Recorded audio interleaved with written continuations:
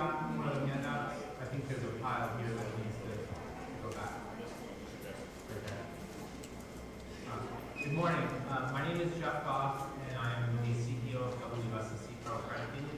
We're located up the street in Laurel. I'm happy to be here with you this morning. We're going to talk about checking and savings accounts.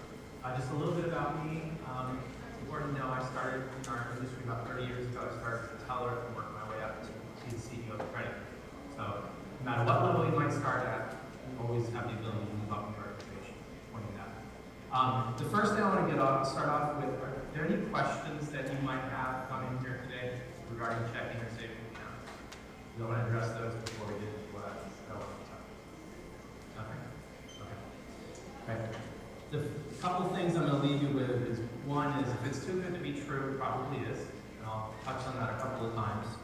And another important thing is that when you turn 18, some magical things happen. There are positive, there are also responsibilities that come with being an adult. And I'll talk about that a little bit when it comes to handling your accounts. So first off, checking accounts. Has anybody here written a check? Have you ever seen a check? I'm not surprised. Checks are pretty much old-fashioned, but we still keep the name. Oftentimes they're called transactional accounts or demand accounts or sometimes shared draft accounts for credit unions. But for the most part, we keep the name that the access device, the check, started with years and years ago. So I'm not going to go too much into that, but a checking account is intended to cover your everyday living expenses compared to what savings account is. I'll touch on that in a second. Who offers checking accounts? Well, today you have a variety of options. You can go to a bank, you can go to a credit union, there are brokerages, and there are financial technology companies out there on the internet who are also offering checking accounts. They come with a variety of features. Some offer rewards, others pay interest. Oftentimes you do have to meet certain thresholds. You have to have so much activity or balance, a certain balance in order to get that interest.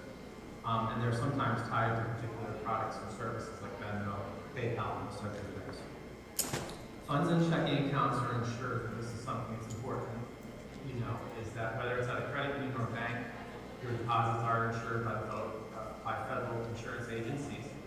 So if there's a problem with the bank or credit union, the funds are secure. There is a cap of $250,000 on that. So it's important to understand that. And a word of caution here, only put your money in an insured institution. There are a lot of options online. You see them on TikTok, you see them on Facebook, Instagram, you see them all over the place. A lot of those may not be insured by a federal insurance agency, so make sure you check that out. Consider, when you're looking to choose a checking account, consider convenience. Do you need to have physical access to a branch? That means an online bank or credit union or et cetera may not be good for you. What products and services do they offer? Do they allow you to deposit checks if you do get one remote? Do they give you a debit card? Do they give you good mobile online banking? Those types of things. And fees are another important thing to look at as well. Not all accounts are equal when it comes to fees. You have to be very, very careful with the fees. There are some that are just charged for you to have the privilege of having that account, and then there are a lot of fees that are charged with penalties, such as if you overdraft your account or something of that nature. So make sure that the fee schedule is one of those things you look for. And sometimes it's hard to find, but if you drill far enough into the website, you're going to find the information you're looking for. And also benefits. There might be other types of benefits that come along with a checking account beyond just the use of the account. So that's another thing to keep in mind when you're evaluating where to open the account. Fees. So in a lot of cases, there might be a monthly maintenance fee, and sometimes that is just a standard flat fee that everybody pays. It could also be associated with the balance you keep in your account. So make sure that if you're looking at an account that requires a certain balance to avoid a fee, that might not be the account that you're really interested in opening up. You may want to go and look at another one that fits your needs better. So for example, if you're going to be out working more, you can have your paycheck come in every 2 weeks, and you're able to meet those minimums, then that's fine. But if you're in college or something like that, and you might get money over the summer, but then the rest of the year, you want to look for as low as possible, and checking account as possible. So keep that in mind. ATM fees, a lot of institutions allow you to access ATMs all over the place without paying any fees. So seek those out if you're going to be an ATM user, a user of cash. And some do charge fees for doing debit card transactions. That's rare, really, but it does still happen, so that's something you want to look at as well. And overdraft fees or overdraft transfer fees. So if you don't have the funds in your account, some institutions allow you to overdraft that account, but there's a fee charged as a result of that. Those are great products and services. My credit union happens to offer it, but I only recommend them to use it if it's an emergency or they make a mistake. Say you had a bill that you set up to be paid in the 15th month, and you took money out on the 14th and forgot about that, and it's oops. Well, that service will allow you to pay that item without going back to the gross you paid. So that's where it's good. Where it's not good is if you use it to pay for that cup of Starbucks or McDonald's or something like that and buy a burger, and you put the charge through for $5 and paying $25 or $30 for that transaction. So it's something that you need to make sure that you're monitoring.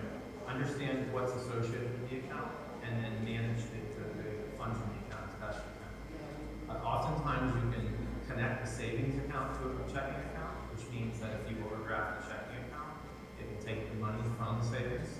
So that's something you want to be aware of as well. If you have a savings account, whether you can link the two accounts to cover you for any kind of overdrafts. Qualifying for a checking account, usually until you're 18, you would need an adult on the account with you because of the type of activity that you conduct on the account. Once you're 18, you're eligible in most cases to open up a checking account on your own. We do look at certain things. We pull what's called a debit file record, which is not like a credit report, but it's a debit report. And what that does is it looks at activity that each of us has at banks or credit unions with checking accounts. So if you have a problem with checking account at one bank and you close that account out and go to the money, that record will be reported out there. So when you go to open up another checking account, it could affect your ability to open that account or the type of account you want. So just keep that in mind. It was being talked about just in the last section about credit reporting, but there's also debt reporting, which is strictly your account, your checking and savings account relationship with institutions. So companies that we use are check systems or telecheck. You might have heard of Equifax, Experian, and TransUnion on the credit side, but we also have companies on the debit side. It's really important that you manage your account properly. One result could be if you overdraft your account, you charge fees. The other thing is that the account could eventually be closed out by the institution. If you have too much insufficient funds activity, which means items that get returned, and or you're overdrafting your account and you don't pay it back within a certain time frame, the institution may be forced to close your account. So you want to make sure you're keeping an eye on it. Today it's very easy. You have all kinds of apps and online banking opportunities. Years ago, you have to wait to get your statement at the end of the month through the mail in order to validate things. Today it's very easy. So along those lines, I recommend that you always set up alerts on your accounts. You set up a balance alert. Say, for example, if you want to know when your balance is below $100 and you're getting a little too close to zero for your comfort, you can set an alert for that. Or if you want to track every debit transaction, every purchase, or electronic transaction that comes on your account, you can set alerts for that as well. You can get those via email or text, some often pop-ups on your phone. So I highly recommend that you always enroll in e-alerts to make sure that you're monitoring the account. And the other thing is, even if you're not using your account, it's a great way to catch fraud. So if your debit card's been compromised, someone else has that information, attempting to make transactions or do transactions on your account. If you have alerts set, you'll be able to cut that off immediately. And a lot of card providers today allow you to lock your card. So I recommend too that if you're not using your card, lock it. There's a lot of fraud going on out in the world. A lot of ways that our cards, our account numbers, etc., get compromised. So it's best to always protect yourself. Monitor your activity closely, even if you're not doing it daily. You might want to look through your history. Banks and credit unions aren't perfect. Sometimes we make mistakes. Sometimes you have fraud. Sometimes something comes in from the wrong amount from whomever is initiating a transaction. So it's ultimately your responsibility to monitor that. Within 60 days of when your month-end or quarter-end statement is generated, you can dispute transactions with your financial institution without any major issues, because you do get, by law, you get a time of 60 days in order to go back and report any unauthorized activity.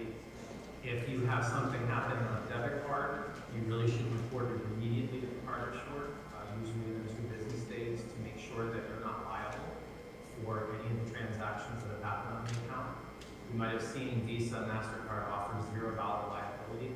That means that they cover the additional $50 that federal regulation requires or limits the exposure of the consumer to. So if you have a Visa or MasterCard, usually it's $0. If not, then it's usually $50. But that's there to protect you from large losses. But the account holder does have the responsibility to report this activity to the bank and credit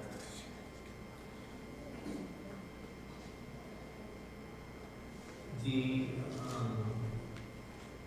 Just a few more comments on fraud that aren't on here. Make sure that if you're ever asked to give your credentials for your debit card, like your PIN, or give your mobile banking access, your user ID, your password, any of that information, that's yours only. That's not to be given to anybody. A lot of times what will happen is people will fall prey to somebody who offers to deposit a check to their account if they give them access to it. So what will happen is a fraudulent check will come in on the account and it'll eventually not be paid, and if you use the money, then you could be in a position where the credit union bank is owed the money by you to the account holder. And it creates a lot of situations that can be avoided. So please never give your credentials to anybody. So monitor your account on a regular basis, but also never give any of that information out to anybody. And there are a lot of scams. You might get a text message, an email saying, give me your PIN number, or sometimes they pose as the card issuer. Like, for example, they might choose Bank of America. There are a lot of card holders for Bank of America. So if they send out texts to 1,000 people, chances are some of those people are going to account with Bank of America, and they may give up that information if it's too late if you've conducted some fraudulent transactions. So be careful with fraud. Any questions on checking accounts before I move on to savings? The savings accounts are pretty straightforward. These are more long-term accounts. You want to have a savings account for a specific goal or purpose, like maybe you're saving up to buy a car, or you've got a vacation that's coming up and you want to set aside money outside of your checking account, which is where you're paying your everyday expenses from. Okay? And one of the more important things to remember about savings accounts is that they generally, pretty much 100% of the time, pay interest or dividends in the case of credit unions. So you are earning money on more money while it sits there. However, in 1993, the federal regulation required us all to report to you on a standardized basis how you get paid that money. So there are a couple of terms that we'll talk about, which are at the bottom of the slide: APR and APY. APR is simply the rate at which the institution is going to pay you on that money. The APY is what you'll actually end at the end of the period. So it's really important, if you're comparing two different savings accounts, you want to look at the APY, because that's what you're going to know. Okay, that was intended to standardize it so that consumers would understand what they're really going to earn. There are a lot of things that come into play there. The rate, whether it's daily, monthly, etc., that the institution calculates your dividends or interest is a critical piece. The number of times they pay it to you during that time. Because when we talk about APY, the letter A stands for annual. So everything is on a yearly basis. Okay? But it matters whether they're paying interest to you on a monthly, daily, or quarterly basis, because the more frequently you have interest added to your account, the more interest will accumulate because of compounding. And compounding is simply getting interest on interest. So you're earning more on the earnings you're getting during that period of time. So it's really important to allow your money to build up over time. But it's key to understand, how the APY, the annual percentage, is calculated.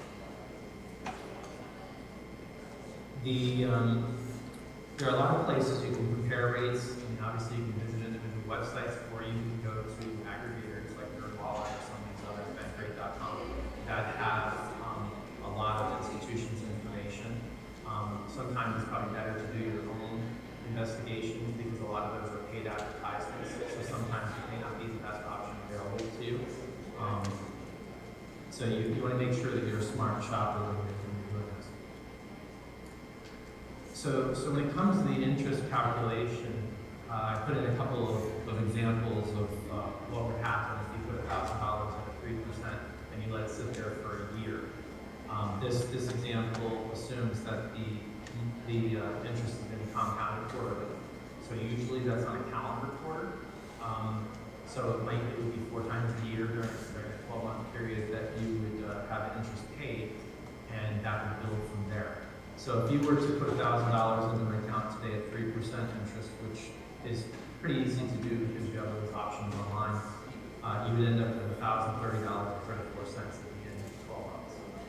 Okay, it doesn't sound like a lot, but it's important to get started, and a lot of that compounding can happen over a period of years, and to continue to add to it. So this example does not assume that you're adding $100 a month or anything to the balance sheet. It's putting $1,000 at one time and letting it earn interest from that point. And so I further broke down the calculations here as well, so that you can see a further example of that. Just a couple other things that I wanted to point out is if it's too good to be true, probably it is. There are opportunities that are showing up online today that say you earn 7 or 8%. There's always going to be risk involved with those types of things. So you want to stick with somebody, like I said earlier, is federally insured and also is paying a more reasonable rate of interest. Because if you look at it, chances are the higher the yield, the more risk you're going to have involved with that.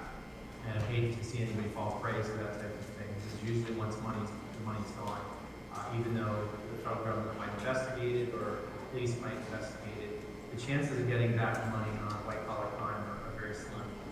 So just keep that in mind. The faster the money goes out, the more cautious you should be. Don't give out your personal identification information for your cards or your own name or any of those things.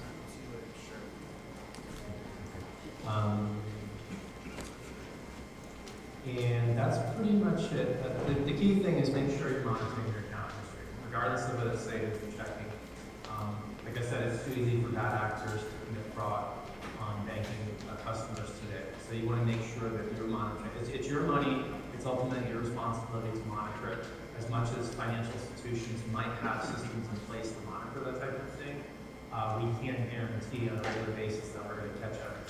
So monitor, react quickly. And I'm going to ask 2 questions, and whoever answers first, I'll give you one of these 2 books, which one is advice on finances, and the other is how to build wealth. So the first question is, what does HPHS stand for? HPHS. Yep, you got it? Thank you. And within how many days should you notify your bank or credit union or other financial institution of an error on your account?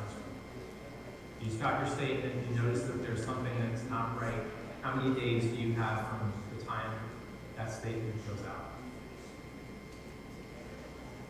I said it a couple times. 1 to 3. No, it's longer than that. He said 1 to 3. 2 days in the case of a debit card transaction, you'd want to notify. But this is a general error on the statement. It's longer than that. Anybody feel free to guess? It's more than 30 days. Go for it. Yes. 60 days, you're correct. And thank you, everyone.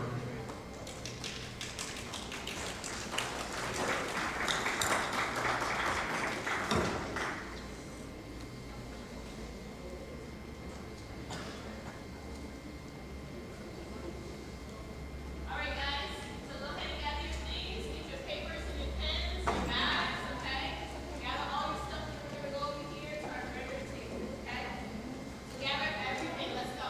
All your stuff, pencil, pens, don't lose those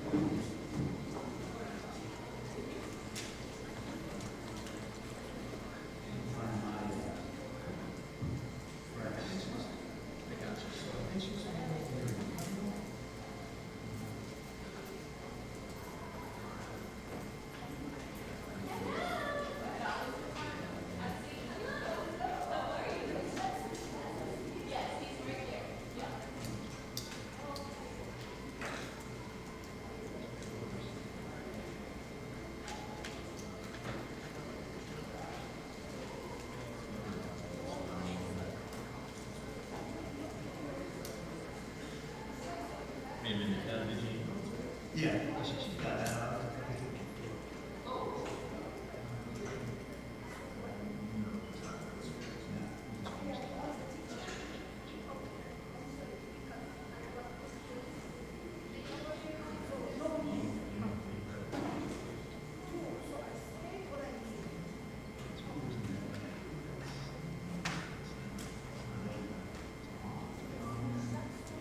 Wait a minute. This one, this one.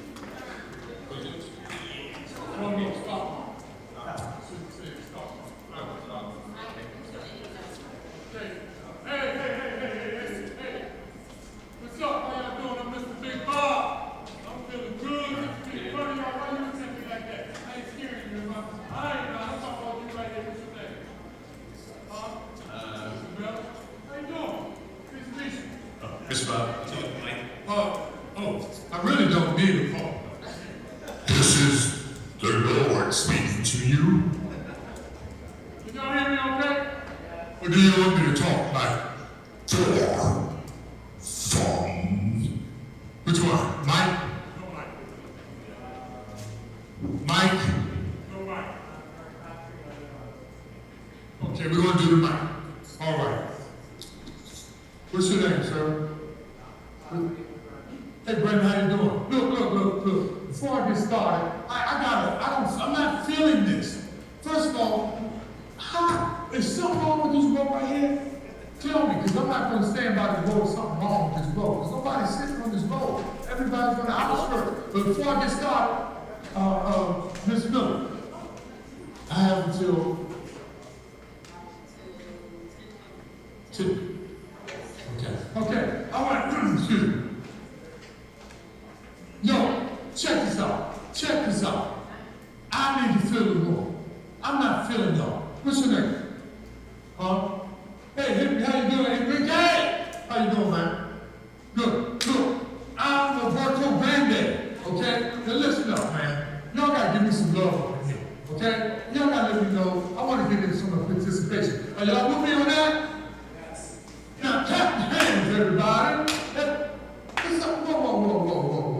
Whoa. Y'all ain't got all that like that. Now come on and get with Big Bob the rapper. Now clap your hands, everybody.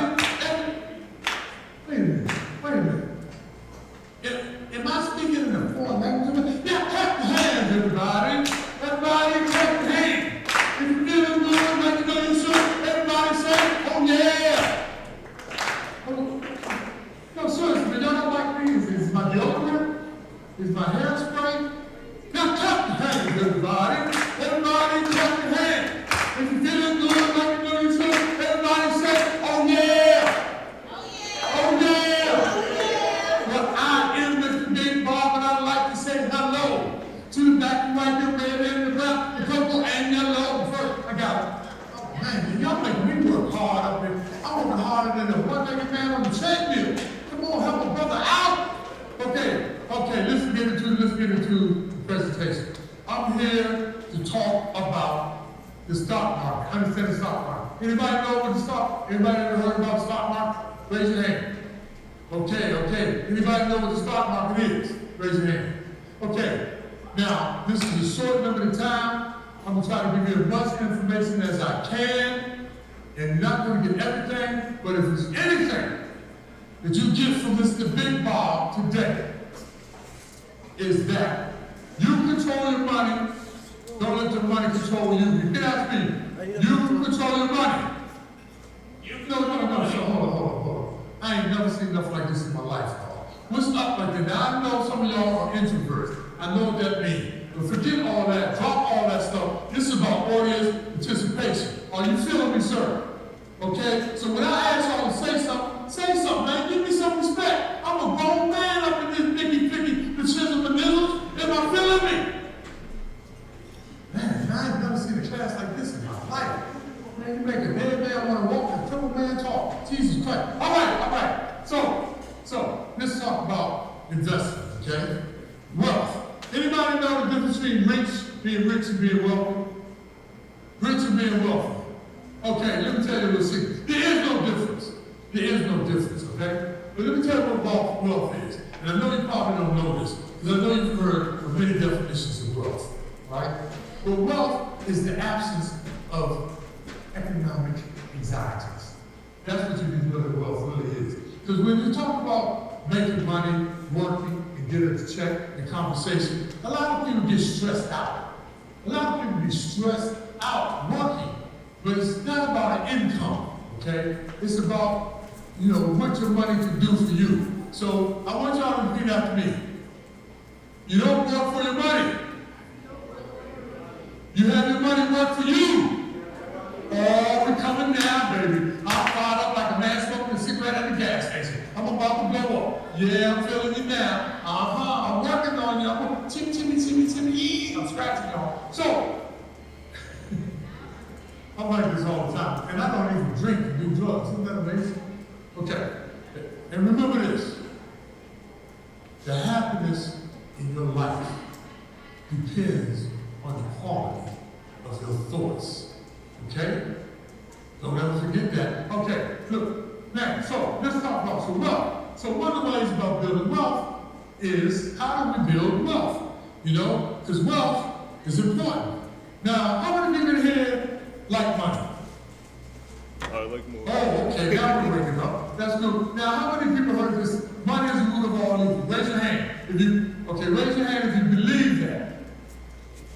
Okay, really the statement in the Bible is the love of money is the root of all evil. Money is atypical. It's not good or bad. It depends on what you do with it, right? It depends on how you use it. Money's not bad, but people try to make, oh, if you become rich, then too much money, more problems. No, I'll take more problems and money than I'll take more problems and no money. Can y'all feel me on that? Am I right about it? Am I right about it? Right here, sir, what's your name?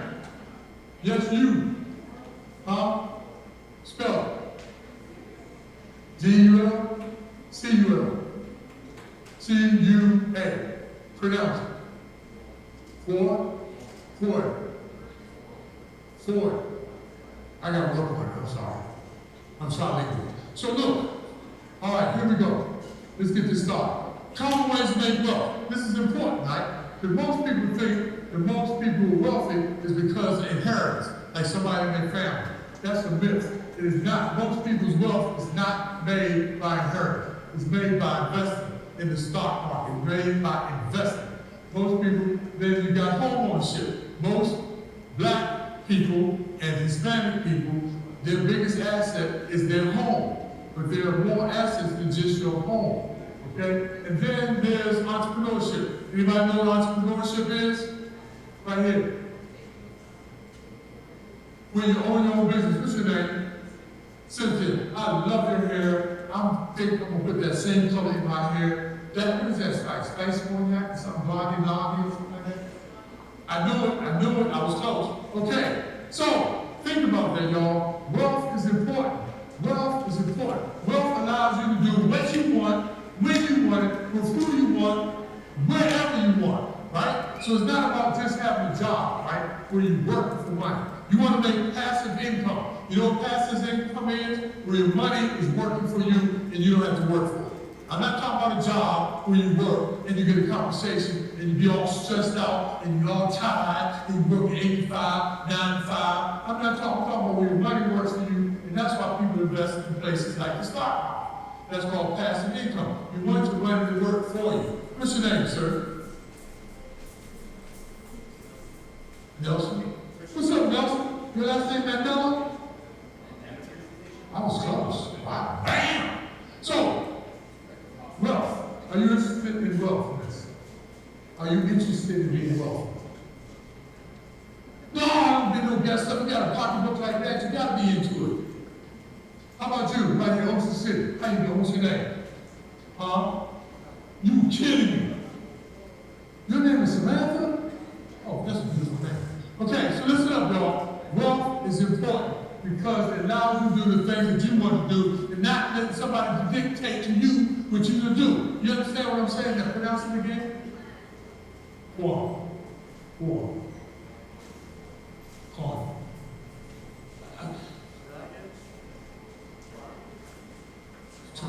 Sensation. Swan! Why did you just say that? Okay, just messing with me. Hey, Swan, what's up, man? All right, so let's keep this moving. Okay, so next up. So, how do we invest? One of the first things you gotta have is a savings account, emergency fund. But remember, saving money does not make you wealthy. Remember that. Don't let nobody tell you. And I said, wait a minute. That's not what people were telling me. How can saving money not make me? Because the savings account is paying less than 1% if you're in a regular bank, right? Savings account is important to save. Don't get me wrong. You have an emergency fund for things that happen. You need to, replace the item. The car broke down. The generator broke. Okay? But it's important that your savings work for you. Okay? Remember I talking about passive income? You just don't want to put savings in as just earning 1%. We're going to talk about compound interest. But you want your money to work for you, right? So if you want your money to work for you, you just can't save and become wealthy, right? You save and get emergency fund, but you save and make that savings work for you. That's how you build wealth. Okay? Then you need to decide to invest in the approach. You need to continue to invest in a great business. What does that mean, invest in a great business? Hey, sir, how you doing today? What's your name? You just changed your seat. You look different. You put on different topics on. Didn't I just talk to you? Henry, what does continue to invest in a great business mean? Think about it. It says it right there. It means what it says. So, if somebody has a business, right, and you want to give it some money to improve their business, that's investing in their business, continually investing. Or if you buy and go to the stock market, right, you buy stocks in Nike, you invest in Nike. You like Nikes? Okay. But you own the company. You know, why do you want to own the shoes? What do you rather own, the shoes or the company? What part of the company? Your name. Hey, Jose, what's happening? What's up, Jose? Give me something. Blow it up, blow it up. You gotta blow it up, Jose. Come on. Blow it up, and then it's on you. Stop playing, Jose. Come on. Blow it up, and it's on you. You gotta finish it. Come on, Jose. Blow it up. Bam! You're not finishing it on you. Stop it, Jose. Boom, bam! Thank you very much. All right, so, look, continue to invest in great business. How do you do that? Use the stock market. Okay, let's get into one more thing.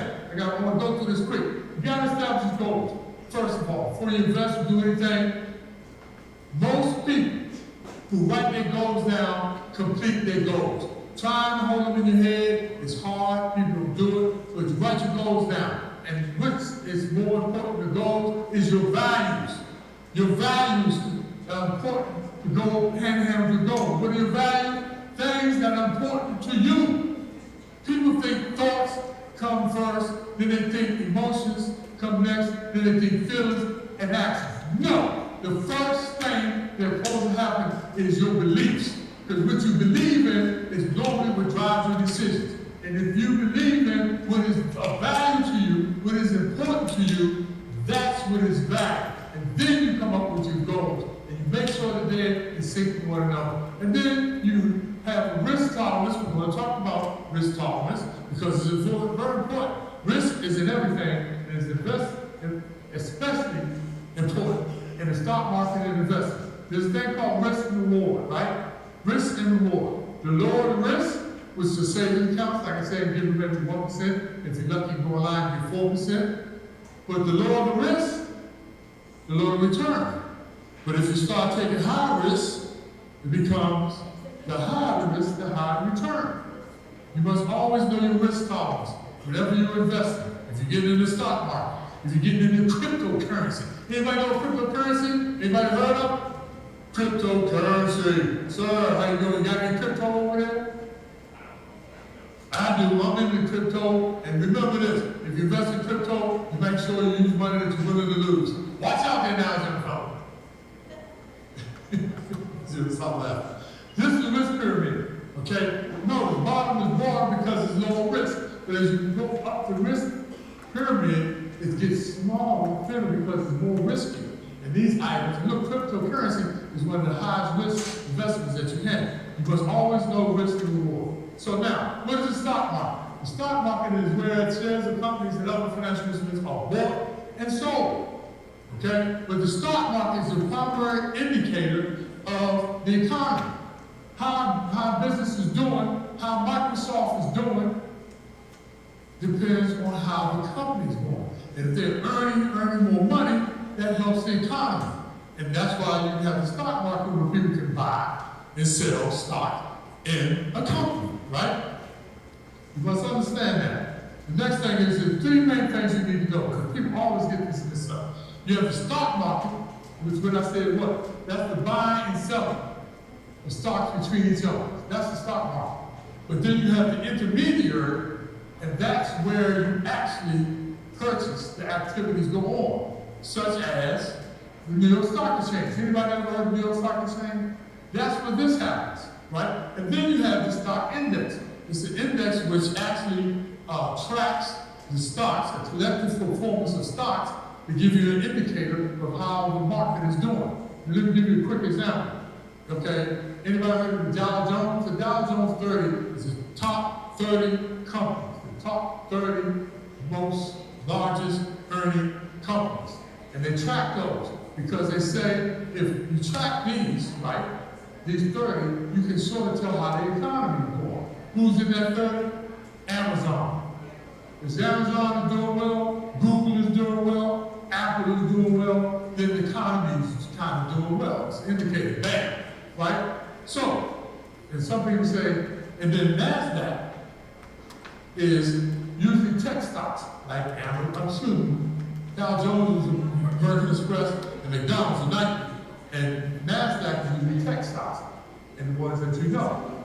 When some people say, well, DoorDash? DoorDash is not tech stock. And NASDAQ, usually small emerging companies, get on the NASDAQ. And they use this as an indicator of how the market is going. So if you see things that are pegged, what they call index funds, and if they're pegged to the NASDAQ, how the NASDAQ goes, and remember, the more companies in there is a thing called diversification.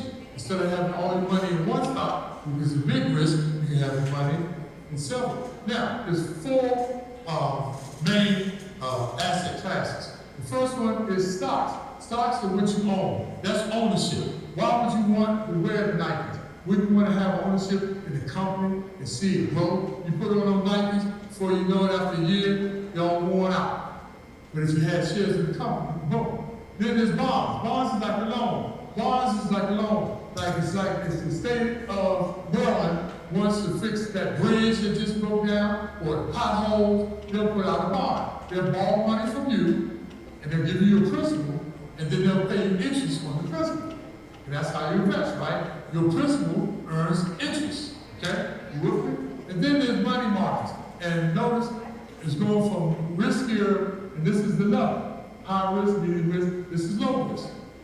Then the other asset class is alternative assets like gold and silver, okay? A lot of people don't understand about gold. Why? What significance does gold have? Well, people don't know what significance does silver have, other than they call it domestic value. Silver is in all your cell phones. You ever see when companies say, oh man, you want to get rid of your cell phone, give it to us? You know why? They take the silver out of your phones. Gold is in major semiconductor turbines and stuff like that. So there's use other than just the value of the half gold. So we're saying that stocks, like I said, ownership. That's why when we talk about bonds, we're going to talk about stocks. We can go on the stock market. So look, check this out. If you took $1,000 and invested in Domino's, I know you all heard of Domino's pizza, not eating the pizza, but owning the daggone company that makes the pizza, in 2004, by 2020, if you could invest $1,000, your $1,000 would have grown to $59,000 and some change. That's the power of compounding interest. Compounding, that's the power of appreciation and stock appreciation. Okay? I know if anybody has a question, I know y'all not going to ask me, because I was just giving y'all basic stuff about clapping your hand. Which seriously, man, the only question that is a dumb question is the one you don't ask. So this is your chance to ask Mr. Big Bob. I meant to tell y'all, by the way, my little background, so it needs you to tell you this, so I'm not just somebody up there talking. I grew up in Washington, D.C., got a basketball scholarship from Penn State, went and played professional basketball in Europe, in London for 2 years, in Edinburgh, Scotland for 3 years. I played professional basketball for 5 years. And I came out and became a stockbroker. The best thing I ever did was get my college degree, because when my knees went, I was able to rely on my sheepskin. My degree. The best thing I ever did, became a stockbroker, investment advisor, and me, Mr. Jim Fuller. After that, I started working 30 years. How many years you got now, Jim? 35. Jesus. For the FDIC, the Federal Deposit Insurance Code. People insurance like I got you. So look at Apple. You invested $1,000 2019 today. That's how your money grows. That's why it's important that you understand the stock market and you make sure you help use it real well. Last thing, you got to understand compound interest. Those who understand and earn it, those who don't pay it. What does that mean? Compound interest is when your interest make interest. Remember I told you, if you make an investment and your initial investment, that's called your principal. Your principal makes interest. But if you leave it there, your interest makes interest. And that means your investment grows that much faster, exponentially. What does it mean if you don't understand you pay? if you have a credit card and you borrow money on that credit card, they'll charge you anywhere between 20 and 30% interest, and you pay interest. You want to earn interest. Why? What's Mr. Big Bar's rule? Okay, excuse me. I understand what's going on.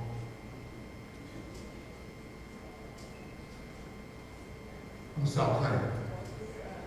Your money work for you, you don't work for your money.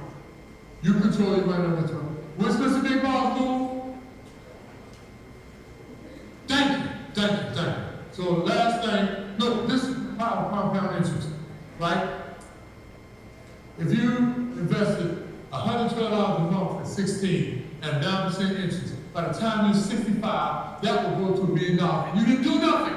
That's called passive income. You didn't do nothing. But look, if you wait until you're 45, it takes you that much more money. It's called the time value of money. Time value of money, right here. What is your name? What is it? Say it again. Y'all are some of the most quiet-spoken people. I must be bringing your ears out as loud as I'm talking. Murray, how you doing? Murray, if I gave you an option, one option is you get $1 million one time, right today, or I give you $10 million 10 years from now, which one do you take? $1 million a day, one time, or in 10 years, I'm gonna give you 10 million. Which one would you take? 10 million. You say 10 million? You take the 10 million. Okay, sir, name. You say name. Louder, please. Elder, how you doing? Elder, if I gave you a chance to take $1 million a day, one time, or $10 million in 10 years, which one do you take? Right, now look, everybody, most people, I'm done after this. Most people would take the $10 million. But no, the time value of money. Money, dollar, goes up and down. That's why they created cryptocurrency, because the value of the dollar was going down. So in 10 years, the dollar might be down. But if you took that $1 million today and invested, that $1 million could actually make more money in 10 years than you just get the $10 million. So don't get blinded by the numbers and being greedy, right? Y'all get that concept? You understand what I'm talking? You understand what I'm saying? You sure? All right. Thank you. Look, so look, I want to give out the prize. Right? This is called a book called Think and Grow Rich. It's a simple book, and it talks about building wealth, and it's so simple, you all. It's not into all these complicated things. So, somebody tell me, what is a stock? What is a stock? Yes, sir. Bam! Ownership in a company. All right, the next one is the richest man in Babylon. A lot of people, look, this is actually, Babylon is in the Bible, but people don't know that's actually Iraq. Okay? This is a great book about building wealth. Simple. Ain't all thick to some of y'all who don't like to read. This is a great book. Okay, somebody tell me, what is compound interest? Compound interest. Don't let me have to come and pick you. Don't let me have to come and pick you.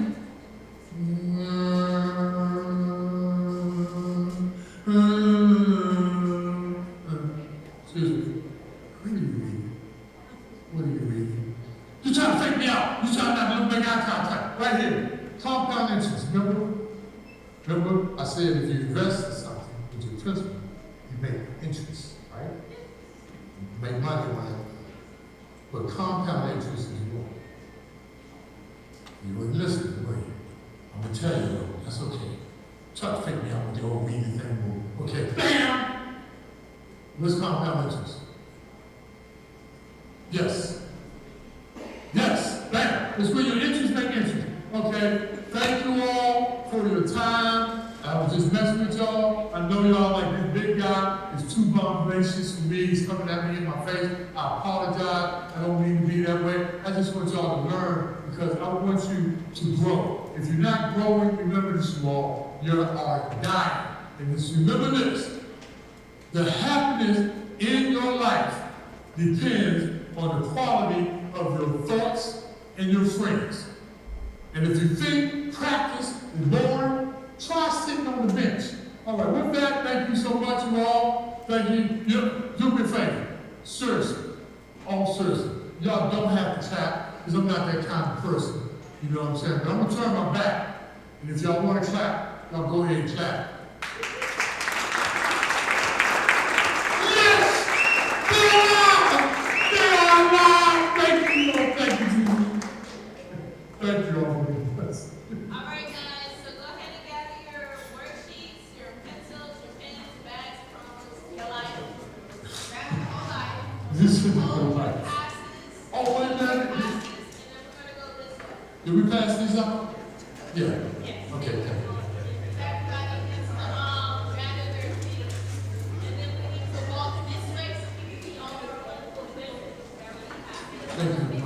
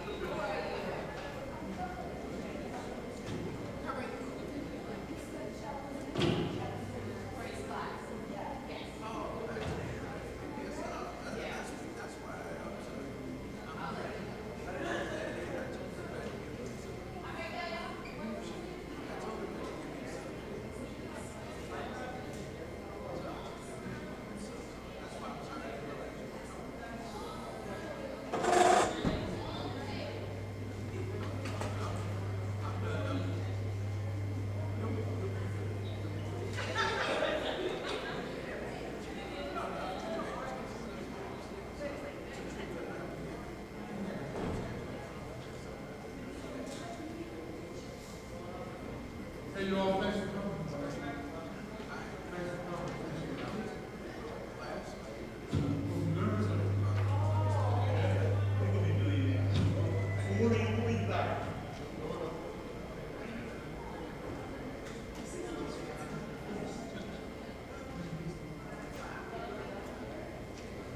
He's our treasurer.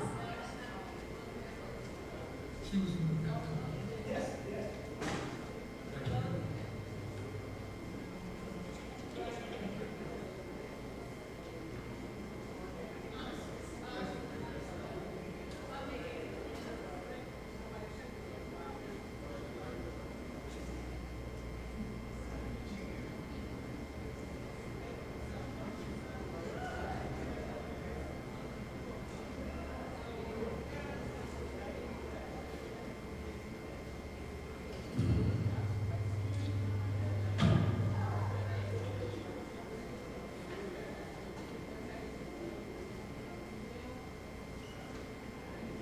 We try to sit at these two tables here. Wait to hear everything.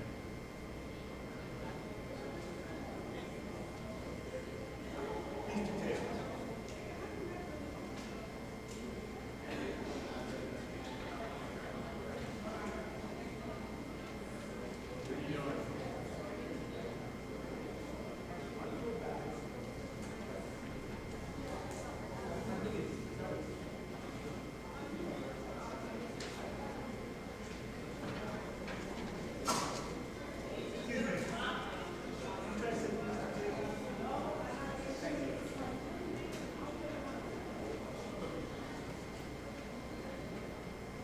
Try to sit at these two tables. Thank you.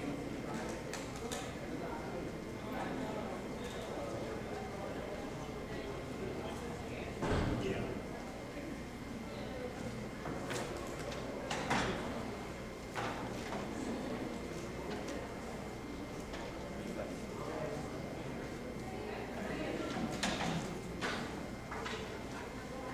Is everybody good?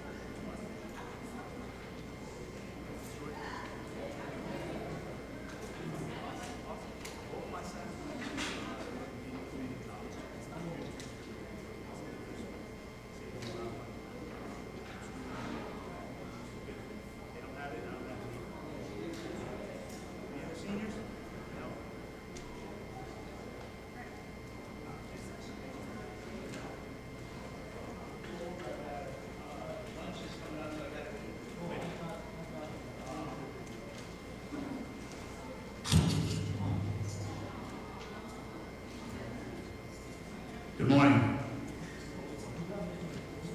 My name is Jim Thornton. I'm a financial analyst with the Federal Deposit Insurance Corporation. And I've been there for about 35 years. My background is I have a bachelor's in business and a master's in finance. I've enjoyed the work I do. I suppose might retire in a couple years, we'll see. Today we're going to talk about, and I'm told that I got to keep this quick, about credit and debt management. Okay. Excellent. We're running to lunch. We don't have for lunch anyway. We don't have for lunch. Chicken? Pizza? My favorite. I might stay. All right. Okay, we'll start off talking about credit and debt management. Credit, the definition of credit, that's a simplified one. Credit is the privilege of using other people's money. Okay? Credit is the ability of a customer to obtain goods and services before payment based on the trust that the payment will be made in the future. If you look, there's different types of credit. There's revolving credit. The payments on revolving credit may fluctuate. It might be a little different, not much. There's personal lines of credit, which are credit cards. We're going to talk about that. There's business lines of credit. If you have a business, you may need to get a business loan to buy equipment to run your business. There's installment credit. Those types of payments remain pretty much steady, consistent. There's student loans. Some of you, as you make your way through high school, you might need a student loan if you want to continue your education. When you get out of college, or maybe not, you want to buy a house, you need a mortgage loan, okay? And you also get a personal loan.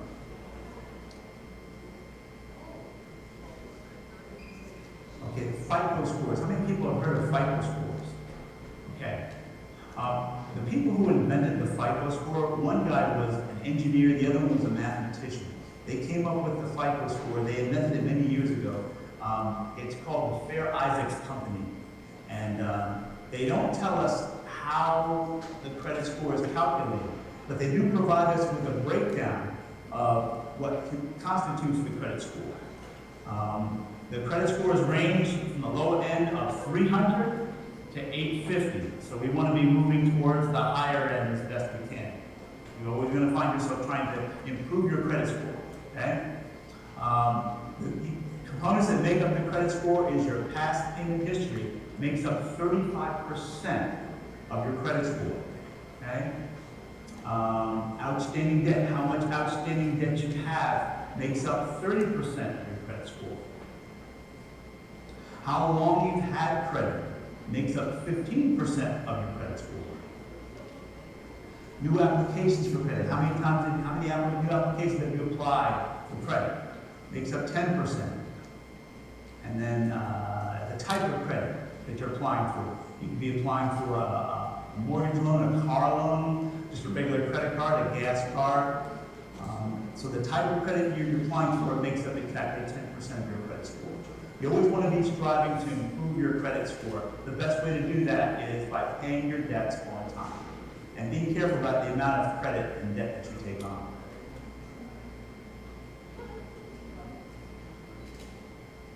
Next, we have the 3 C's of credit. Capacity, character, and collateral. Capacity is your ability to pay debts. These are the 3 things that lenders look at. When you apply for a loan, they're going to look at your capacity. They're going to see how much you make on your job. That really dictates how much you'll be able to, whether you can take on the amount of debt that you're looking to take on. Whether it's if you're buying a car, you have to make a certain amount of money. If I only make $15,000 a year, I can't buy a Lexus, right? I just don't make enough to be able to make payments on that, right? The next thing is character. Where credit is concerned, a person's reputation for paying bills can do, and also referred to as your willingness and ability to pay, or your credit worthiness. Okay? That makes up your character. And collateral. Collateral is when an asset is pledged to the creditor until the credit obligation is paid. For instance, if we all decided we wanted to open up a restaurant, we can go to a lender or a bank and say, hey, we want to open this great restaurant where we're qualified to do it, we know we'll be successful. And the bank looks at our application and says, okay, great. We believe in your ability to run a successful restaurant, but what we want you to do is we want you to pledge your car and your home, your house as collateral, and then we'll go ahead and approve the loan. So it's an asset that you have that you can pledge as collateral in order to get the loan. Okay? So that's what collateral is. On the reward side of credit, there are some things that you can get. It's convenient, you know. If I wanted to buy something, I don't want to walk around with a whole lot of cash on me. It's convenient to just, you know, be able to use it, use my credit card to pay for stuff, right? There's protection. There's emergencies. You may have an emergency where your car breaks down. You use credit to pay for the repairs for your car. You may have a medical emergency where you might need some kind of medication for whatever ailment you may have. You may have a home emergency where you have plumbing that goes bad, your air conditioning goes bad, your heating, air conditioning, whatever. Those things are expensive. And so having being able to be able to pay for those types of things on an emergency basis is important. The opportunity to build credit, like we talked about, you have your credit scores range again from 300 to 850. You always want to be working to build up your credit score. Okay? And again, the best way to do that is by paying your debts on time. There's quick gratification. There's also special offers and bonuses. You'll find that as you establish credit, you're going to get probably more credit card offers in the mail. They'll come in, and you may have a situation where you have an 8% credit card, and then you get a credit card offer comes in offering you a 0 interest rate for 1 year, which is a pretty good deal. Well, you may decide to do that. That's one of the special offers and bonuses that you can get, again, one of the benefits of having good credit. And they will offer you these bonuses and special offers because you've established yourself as a person who pays their debts on time.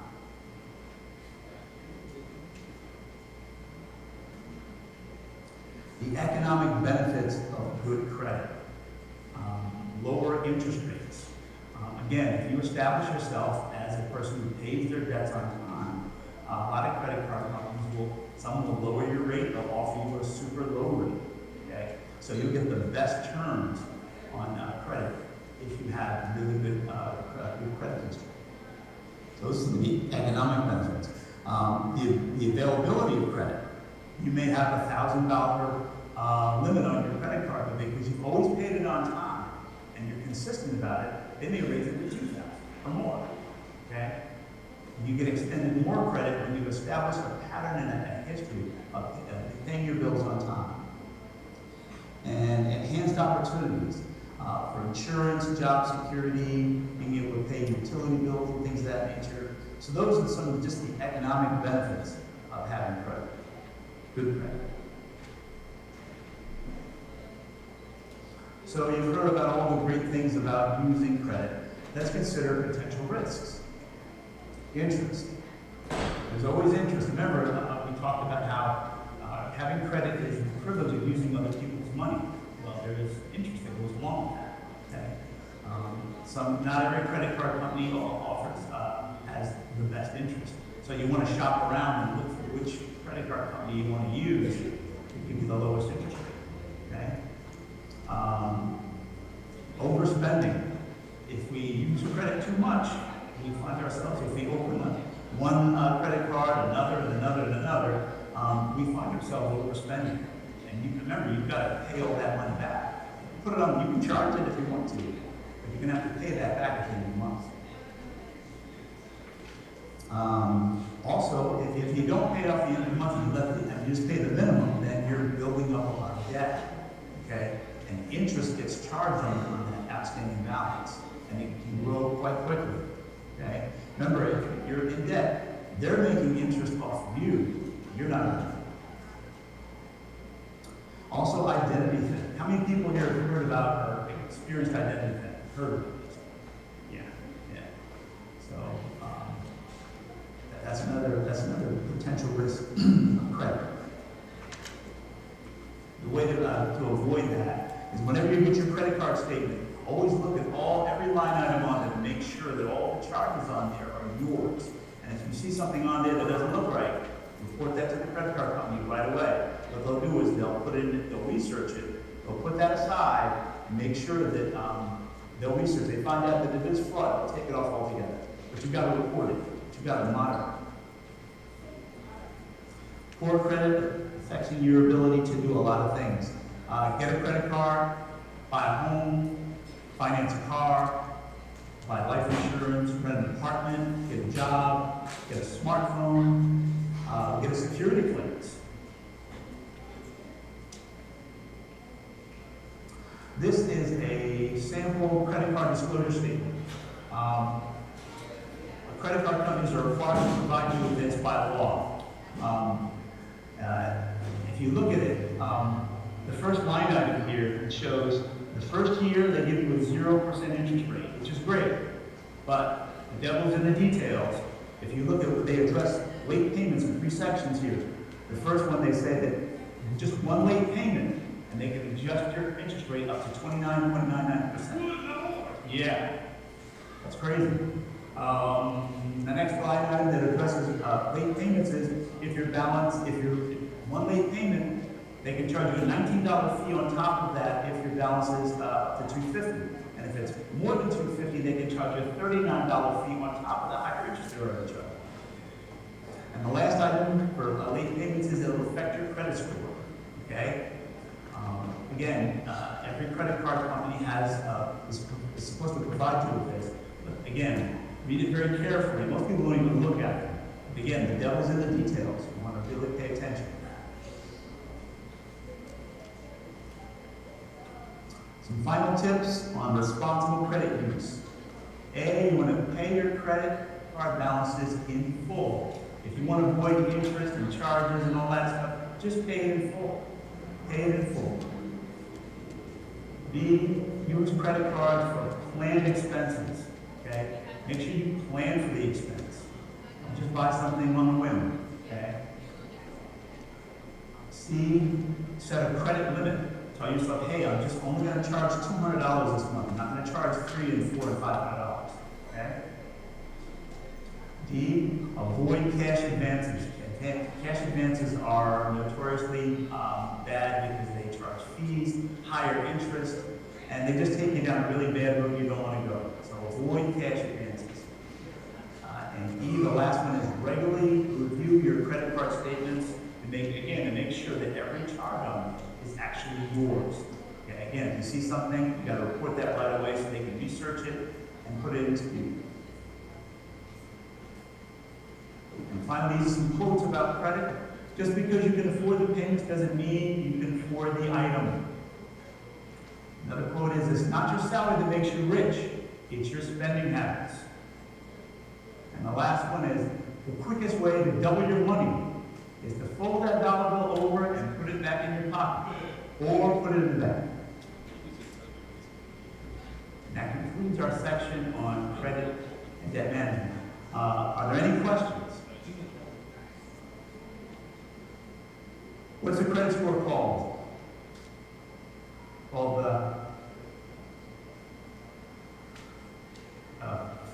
starts with an F. FICO score. Very good. Very good. Very good.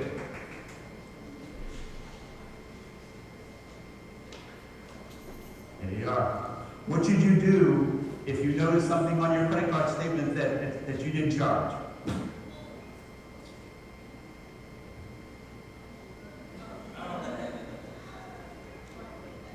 What's that? Report it, right? Very good. Very good. Outstanding.